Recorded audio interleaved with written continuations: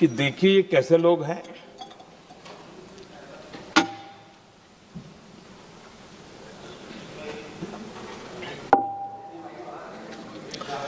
पंचायतों में आरक्षण देना है तो बहुत आराम से दे देते हैं, लेकिन आप कह रहे हैं तो कह रहे हैं,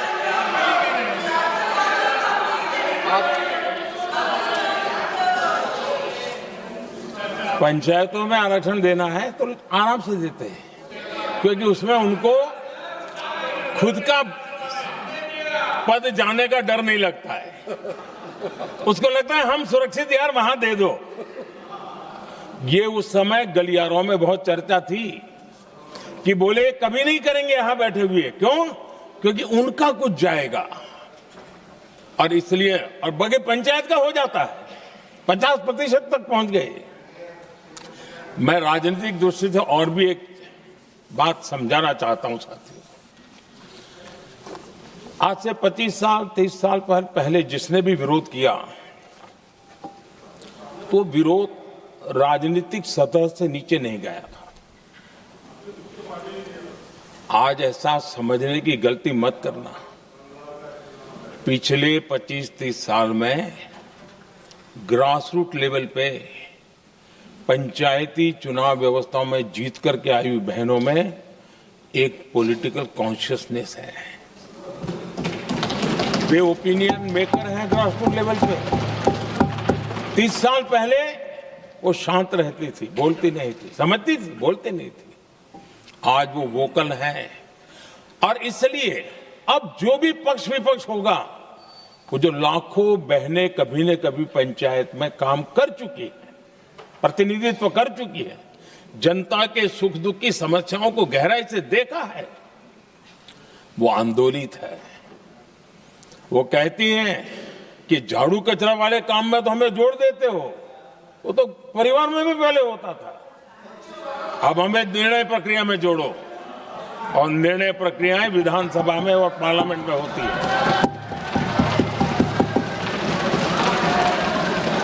और इसलिए मैं राजनीतिक जीवन में जो लोग प्रगति चाहते, मैं किसी भी सांसद की बात करता हूं, किसी भी एमएलए की बात करता हूं, ये दल वो दल की बात मैं नहीं कर रहा हूं। जो भी राजनीतिक जीवन में सफलतापूर्वक आगे बढ़ना चाहते हैं, उनको ये मान के चलना पड़ेगा कि पिछले 25-30 साल में लाखों बहनें ग्रास रूट लेवल पर लीडर बन चुकी हैं। अब उनके अंदर सिर्फ यहां 33% का नहीं, वहां भी वो आपके फैसलों को प्रभावित करने वाली है। और इसलिए जो आज विरोध करेंगे उसको लंबे समय तक कीमत चुकानी पड़ेगी, लंबे समय तक कीमत चुकानी पड़ेगी। और इसलिए राजनीतिक समझदारी भी इसी में है कि हम ग्रास रूट लेवल पर महिलाओं की जो पॉलिटिकल लीडरशिप खड़ी हुई है, उसको आपने अब कंसीडर करना पड़ेगा। यहां मैंने सुना हमारे मुलायम सिंह जी थे, तब से एक विषय चला रहे हैं, उनके परिवार वाले पे भी चला रहे हैं। आप देश की बहनों पर भरोसा करो ना, उनकी समझदारी पर भरोसा करो। एक बार 33% बहनों को यहां आने दो, आकर के उनको निर्णय करने दो, किसको देना है, किसको नहीं देना है, इस वर्ग को देना, उस वर्ग को देना, करेंगे वो निर्णय। हम उनके सामर्थ्य पर आशंका क्यों करते भाई? एक बार आने तो दो, उनको आने तो दो। जब आएंगे तो 34 पे, और दूसरा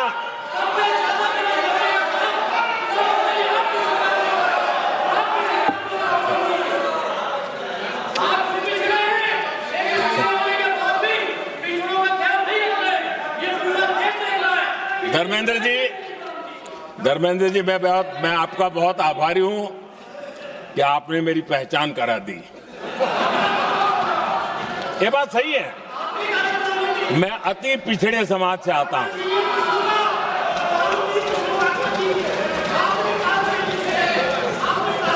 धर्मेंद्र जी, मैं आपका बहुत आभारी हूं और अखिलेश जी मेरे मित्र हैं तो कभी कभी मदद कर देते हैं।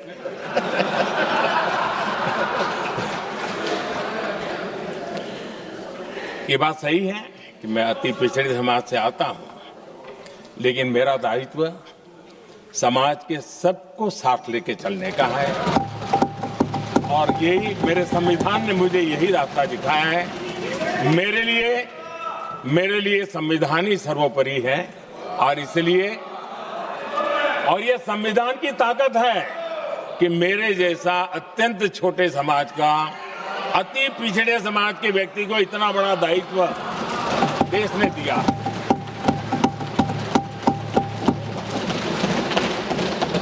और इसलिए मैं तो देशवासियों का ऋणी हूं और मैं तो संविधान निर्माताओं का ऋणी हूं कि जिसके कारण आज मैं यहां हूं। लेकिन आदरणीय अध्यक्ष जी, पिछड़ी जाति का स्वीकार कर रहे हैं, लेकिन हम पिछड़ी जातियों के साथ अन्याय न करें, इतना निवेदन है। आदरणीय अध्यक्ष जी, आज जीवन के हर क्षेत्र में हम देखें कि नारी शक्ति देश के गौरव को बढ़ाने वाले परचम लहराने में कहीं पीछे नहीं है जी। हम गर्व कर सकें इस प्रकार से जीवन के अलग अलग क्षेत्रों में आज हमारी माताएं बहनें बहुत बड़ा योगदान, हमारी बेटियां तो कमाल कर रही हैं जीवन के हर क्षेत्र में।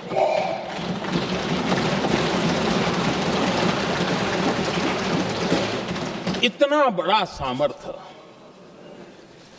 उसको हम हिस्सेदारी से रोकने के लिए क्यों इतनी ताकत खपा रहे हैं जी? उनके जुड़ने से सामर्थ्य बढ़ने वाला है और इसलिए मैं आज अपील करने आया हूं आपके पास कि इसको राजनीति के तराजू से मत तोलिए। ये राष्ट्रहित का निर्णय है।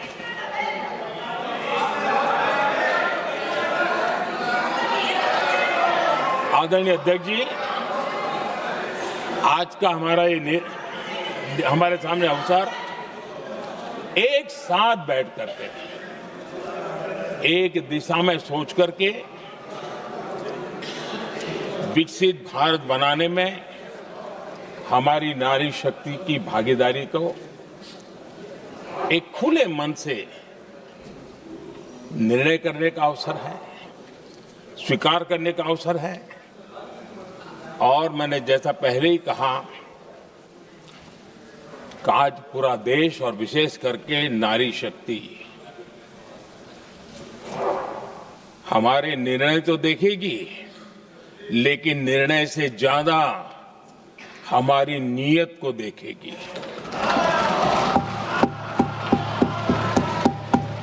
और इसलिए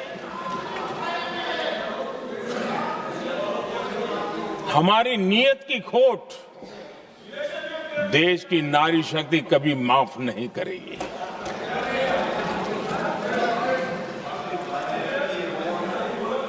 आदरणीय अध्यक्ष जी, 2023 में इस नए सदन में हमने सर्वसम्मति से एक प्रकार से इस अधिनियम को स्वीकार किया था। पूरे देश में खुशी का वातावरण बना, उस पर कोई राजनीतिक रंग नहीं लगे और इसलिए वो कभी राजनीतिक इश्यू भी नहीं बना। तो एक अच्छी स्थिति है। अब सवाल ये है कि हमें कितने समय तक इसको रोकना है। अब यहां जो लोग जनसंख्या वगैरह के विषय उठाते हैं, क्या आपको मालूम नहीं है? मैं चाहूंगा कि अमित भाई अपने भाषण में इन सारी चीजों का उल्लेख करेंगे, जब कि हमने जनगणना के संबंध में कब कब क्या क्या किया था, बाद में कोविड आया, उसके कारण क्या मुसीबत आई, कैसे रुकावटें आई, ये सारी बातें हम सबके सामने हैं, इसमें कोई विषय नहीं है। लेकिन पिछले दिनों जब हम 23 में चर्चा कर रहे थे तब भी व्यापक रूप से बात ये थी कि इसको जल्दी करो। हर कोई कह रहा था जल्दी करो। अब 24 में संभव नहीं था क्योंकि इतने कम समय में करना मुश्किल था। अब 29 में हमारे पास अवसर है। अगर हम 29 में भी नहीं करते तो ये स्थिति क्या बनेगी हम कल्पना कर सकते। फिर हम देश की माताओं बहनों को ये विश्वास नहीं बना पाएंगे कि हम सचमुच में प्रयास सच्चे अर्थ कर सकते थे। और इसलिए समय की मांग है कि अब हम ज्यादा विलंब न करें। इस दरमियान राजनीतिक दल के लोगों से, संविधान के जानकार लोगों से, जो महिलाओं में एक्टिविस्ट के नाते काम करने वाले ऐसे लोगों से भी कई चर्चाएं हुई। कुछ लोगों ने खुद होकर के भी सुझाव दिए। सारा मंथन करते करते करते और यहाँ भी सभी दलों से लगातार बातें इनकी होती रही है। स्ट्रक्चर वे में हुई है, इनफॉर्मल भी हुई है, और उसमें से आखिर बना हुई एक कुछ रास्ता निकालना होगा ताकि हम हमारी माताओं बहनों की शक्ति को जोड़ सकते हैं। आदरणीय अध्यक्ष जी, मैं एक बात जरूर कहना चाहूंगा। यहां बैठकर के हमें किसी को संविधान ने देश को टुकड़ों में सोचने का अधिकार ही नहीं दिया है। जो शपथ लेके हम बैठे हैं ना, हम सबको एक राष्ट्र के रूप में विचार करना हमारा दायित्व बना। चाहे कश्मीर हो या कन्याकुमारी, हम टुकड़ों में न सोच सकते हैं न टुकड़ों में हम निर्णय कर सकते हैं। और इसलिए निराधार रूप में, जिसमें कोई सच्चाई नहीं, रत्ती भर सच्चाई नहीं है, सिर्फ राजनीतिक लाभ लेने के लिए जो बवंडर खड़ा किया जा रहा है, मैं आज बड़ी जिम्मेवारी के साथ इस सदन में, इस पवित्र जगह से कहना चाहता हूं, चाहे दक्षिण हो, उत्तर हो, पूर्व हो, पश्चिम हो, छोटे राज्य हो, बड़े राज्य हो, मैं आज एक जिम्मेवारी से कहना चाहता हूं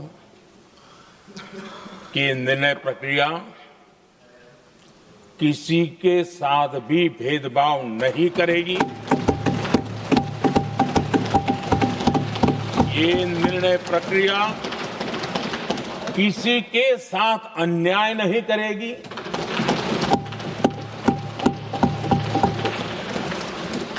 भूतकाल में जो सरकारें रही और जिनके कालखंड में जो परिसीमन हुआ और जो अनुपात उस समय से चला आ रहा है, उस अनुपात में भी कोई बदलाव नहीं होगा और वृद्धि भी उसी अनुपात में होगी।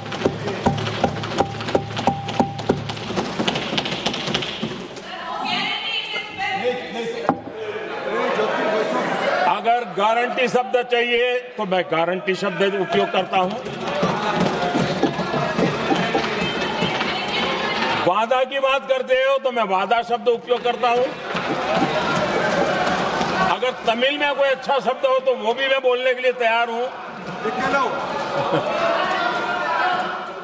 क्योंकि जब नियत साफ है तो फिर शब्दों का खेल करने की हमें जरूरत नहीं है जी।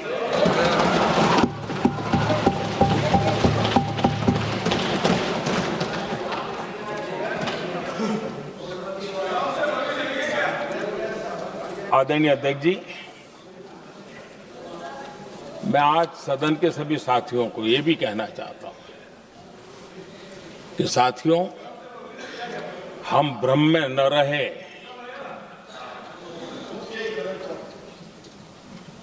हम उस अहंकार में न रहे,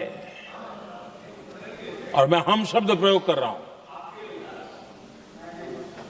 मैं और तुम की बात नहीं कर रहा हूं। हम इस भ्रम में न रहे कि हम देश की नारी शक्ति को हम कुछ दे रहे हैं। जी नहीं, उसका हक है। और हमने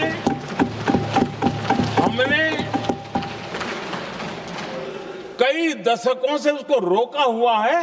आज उसका प्रायश्चित करके हमें उस पाप में से मुक्ति पाने का ये अवसर है।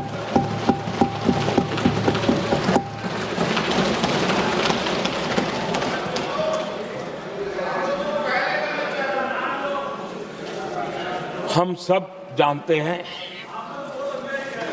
हर एक ने कैसे चालाकी की हर बार, चतुराई की। बिल्कुल हम तो इसके पक्ष में ही हैं, लेकिन हम इसके साथ ही हैं, लेकिन हर बार कोई न कोई टेक्निकल पूंछ लगा दी इसको और इसको रोका गया। हर बार ऐसी चीजें लाई गई है। हिम्मत नहीं है कि हम 33% महिलाओं के आरक्षण का विरोध कर पाए। वो तो जमाना चला गया, आपको करना नहीं है, लेकिन कहने की हिम्मत भी नहीं है। और इसलिए टेक्निकल बहानेबाजी, ये करो तो ये, वो करो तो वो, डिगरा करो। अब देश की नारी को नहीं समझा पाओगे। सदन में नंबर का खेल क्या होता है वो तो समय तय करेगा, लेकिन ये पक्का है कि अब इन भांति भांति के बहानेबाजी, भांति भांति टेक्निकल मुद्दों के आधार पर चीजों को उलझा करके 3 दशक तक इसको अड़ंगे डाले, हमने फंसा के रखा। आपने जो अचीव करना था कर लिया, अब छोड़ दो ना भाई। 3 दशक कम पड़ते हैं क्या रोकने में? 3 दशक तक आपने रोका, फिर भी कुछ कर नहीं पाए, तो अब तो करो।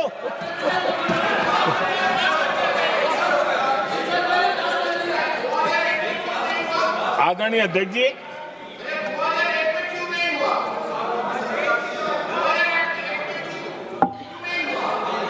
यहां कुछ लोगों को लगता है, आदरणीय अध्यक्ष, यहां कुछ लोगों को लगता है इसमें कहीं न कहीं मोदी का राजनीतिक स्वार्थ है।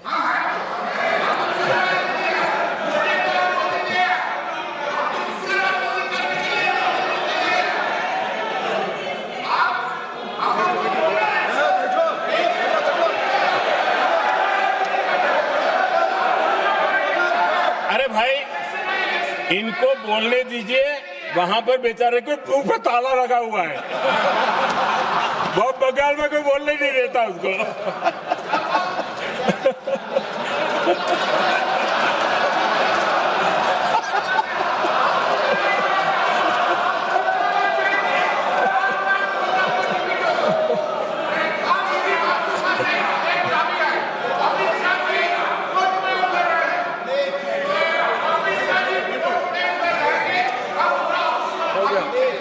आदरणीय अध्यक्ष जी,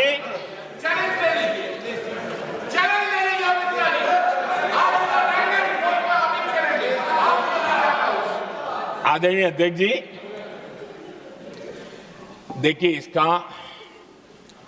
अगर विरोध करेंगे तो स्वाभाविक है कि राजनीतिक लाभ मुझे होगा, लेकिन साथ चलेंगे तो किसी को भी नहीं होगा, ये लिख के रखो।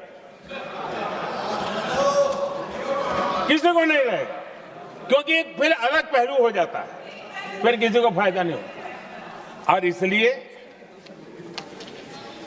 हमें क्रेडिट नहीं चाहिए। जैसे ये पारित हो जाए, मैं कल एडवर्टाइजमेंट दे करके सबका धन्यवाद करने के लिए तैयार हूं, सबकी फोटो छपवाने के लिए तैयार हूं। क्रेडिट आप ले लो, चलो। क्रेडिट की चिंता है क्या है जी, ले लो ना क्रेडिट। आपको जिसकी फोटो छपवानी है सरकारी खर्चे से हम करवा देंगे।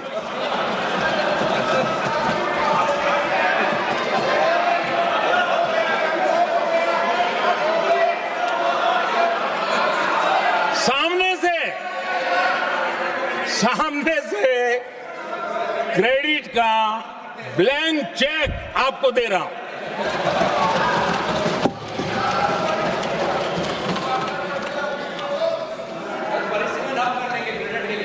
आदरणीय अध्यक्ष जी, हमारी संसदीय लोकतंत्र में महिलाओं की भागीदारी ये सिर्फ आंकड़ों का खेल या एक लोकतांत्रिक व्यवस्था में सुधार इतना सीमित नहीं है। लोकतंत्र की जननी के रूप में, मदर ऑफ डेमोक्रेसी के रूप में ये निर्णय भारत का कमिटमेंट है, ये सांस्कृतिक कमिटमेंट है।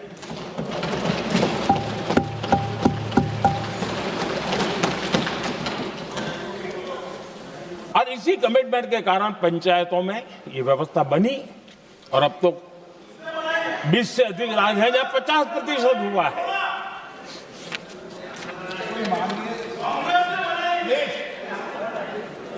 और हमने अनुभव किया है, मुझे लंबे अरसे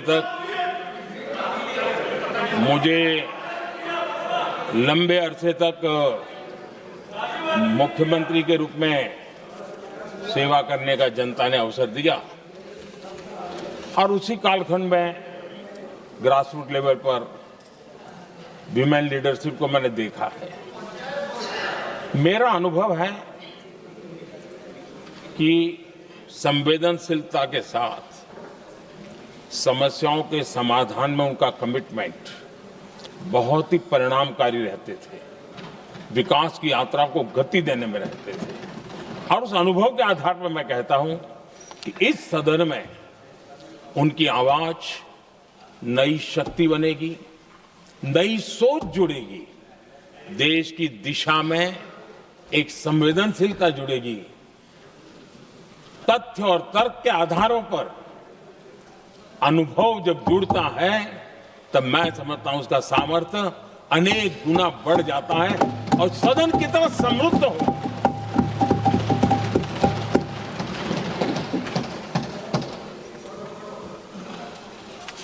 आदरणीय अध्यक्ष जी, हमारे देश में अनुभवी नारी शक्ति की कोई कमी नहीं है, सामर्थ्यवान में कोई कमी नहीं। हम भरोसा करें वे कंट्रीब्यूट करेंगे, बहुत अच्छा कंट्रीब्यूट करेंगे। और आज भी जितनी हमारी बहनें यहाँ हैं, जब भी उनको अवसर मिला है उन्होंने बहुत अच्छे ढंग से अपनी बात बताई है, सदन को समृद्ध किया है। आदरणीय अध्यक्ष जी, आज देश में वर्तमान में देश में 650 से ज्यादा पंचायतें, डिस्ट्रिक्ट पंचायत, करीब 250 महिलाएं उसका नेतृत्व कर रही और केंद्र के कैबिनेट मिनिस्टर से ज्यादा उनके पास जिम्मेवारी और धन और व्यवस्था होती है, काम करती है जी।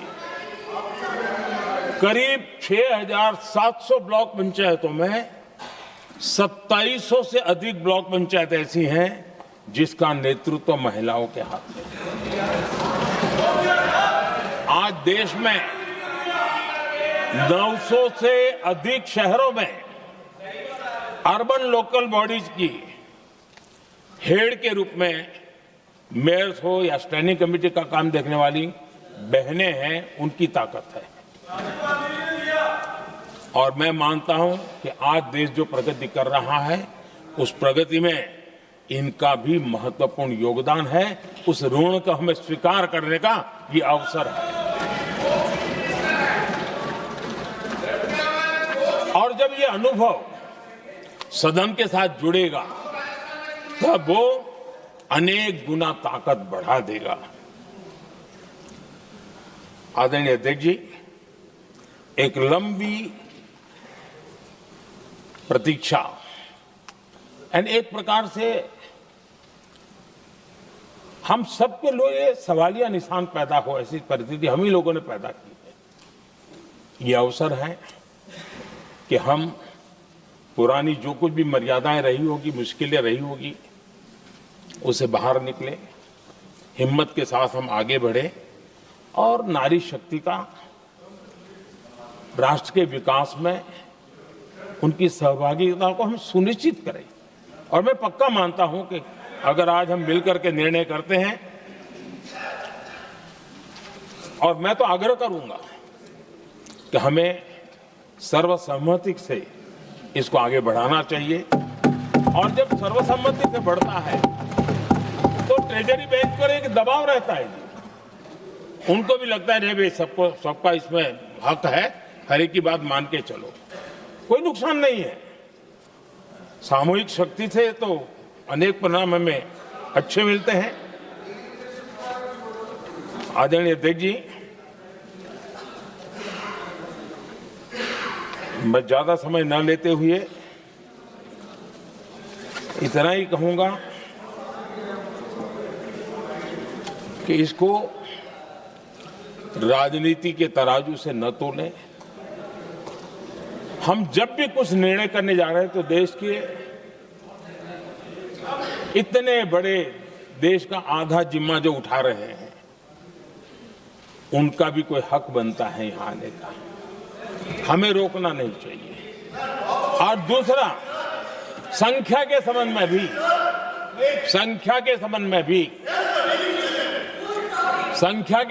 भी एक मत पहले से बनता आया था, चर्चा थी कि साहब ये जो है इनका कम मत करो, अधिक कर दो तो जल्दी हो जाएगा। वो अधिक वाला विषय वो आया है कि चलो भाई पैसे जो संख्या थी 33% और बढ़ा दो, ताकि किसी को ऐसा न लगे कि मेरा हक चला गया। एक नई शक्ति जुड़ेगी, अतिरिक्त शक्ति जुड़ेगी। और अब सदन की रचना भी तो अब पहले से हमने सोच कर रखा है, जगह तो बना ली है। और आदरणीय अध्यक्ष जी, मैं लाइटर में मैं जरूर कहना चाहूंगा, हर एक के अपने राजनीतिक कारण होते हैं और पराजय का डर जरा हैरान करने वाला होता है, लेकिन अपने यहाँ जब कोई भी शुभ काम होता है उसको नजर न लग जाए, इसलिए काला टीका लगाने की परंपरा है। मैं आपका धन्यवाद करता हूं काला टीका लगाने के लिए। बहुत बहुत धन्यवाद।